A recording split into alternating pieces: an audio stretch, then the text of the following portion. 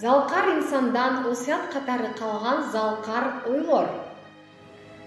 Мен кандай гана чыгарма жаратпайын, биринчи кыргызча ойлоном. Манас кыргыз элинин руханий байлыгы. Мен өз өлкөмдүн улуу бойдон калгым келет. Ар бир элдин тили ошол элдин ечен кылымдык акылынан жаралган ыйык бурасы. Жашоонун өзү трагедия. Ааламга кеткен жол айылдан башталат. Тил жоголсо, улут кошо жоголот.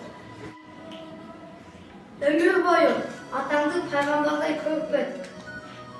Мен дайыма китепти ыйык нерсе катары атам кастарлоо менен кармап көрөр элем.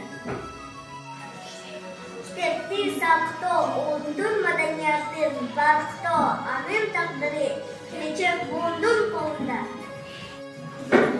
Ааламга кеткен жол айылдан башталат. Биз дүйнөнү өзгөрттүк, дүйнө бизди өзгөрттү. Адамга эң кыйыны күн сайын адам болуу. Улуттун тагдыры айылга байланыштуу. Адамга эң кыйыны күн сайын адам болуу. Сени тааныгандар жашап жатканда сен тирүүсүң. Канткенде адам болуу адам болот. Улуттун тагдыры айылга байланыштуу. Адамдын башкаларга кылар эң чоң жакшылыгы эле үйүнөн адам болоор балдарды өстүрүүсү экен.